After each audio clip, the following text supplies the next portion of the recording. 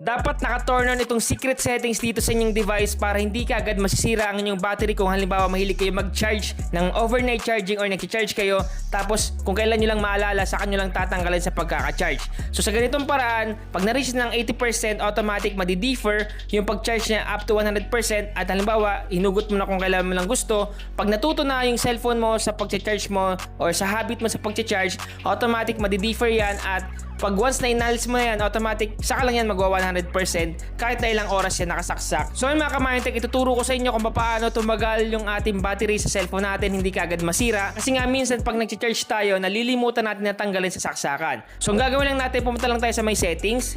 Click natin itong settings dito. Pag andito na kayo, pumunta lang kayo sa may search bar or search engine sa taas para mas mabilis. Dito sa may search, dito click nyo lang at i-type nyo lang yung battery. Type nyo na yung battery. So once na ma-type nyo na, automatic may lalabas dyan. So once na makita nyo na yung battery, ito yung makikita nyo. So take note mga ka-Mindtech, hindi tayo pare-parehas ang ganitong itsura ang battery setting. Kasi nga iba-iba yung brand ng phone natin. So ang gawin nyo lang, pumunta lang kayo sa may battery at hanapin nyo dito yung battery health. Sa akin, andito nakalagay battery health. So click lang natin yan.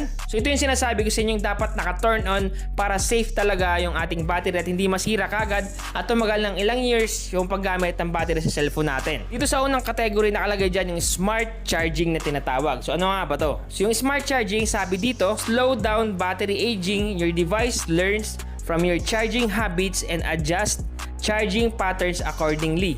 When the battery level reaches 80%, it may automatically defer charging to 100% until shortly before you need to use it.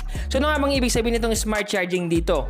So once na naka-activate daw itong smart charging, is tatagal talaga yung ating battery at hindi kaagad maluluma, hindi kaagad masisira. Kasi nga sanay na sanay tayo na pag nag-charge talaga is nalilimutan natin at kung kailan lang natin naalala, saka lang natin tatanggalin sa pagkaka-charge. Ang kagandahan dito sa smart charging, pag naka-activate daw, nag-charge ka, automatic matututo yung cellphone sa pag-charge mo daily or yung habits mo sa pag-charge. Ibig sabihin malalaman nila kung halimbawa madalas ka ba mag-overnight charging, madalas ka ba nakakalimot sa pagtanggal nito kaagad. So automatic pag natutunan nila yon, i-defer nila yon. Halimbawa na-reach yung 80%, halimbawa nag-charge ka ng gabi, tapos kinaumaga mo natatanggalin.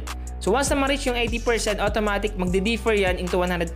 So ibig sabihin ng defer, papatagalin niya yung pag-charge hanggang ma-reach yung 100% kung kailan mo lang tatanggalin. So ganun kabangis at kalupit itong ating smart charging feature sa ating cellphone. So ang gagawin nyo lang dito mga ka-Mindtech, i-turn on nyo lang yan.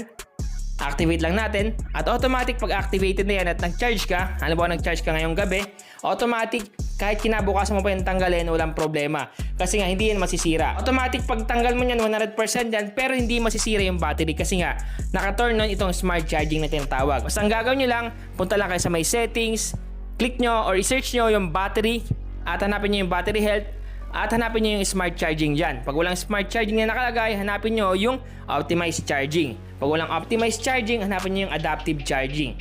Kung ano yung nakalagay sa inyo, sabihin nyo sa akin mga ka-Mindtech para malaman ko. So sana nakatulong tong vlog ko ngayon. Once again na Mindtech PH, thank you and God bless all.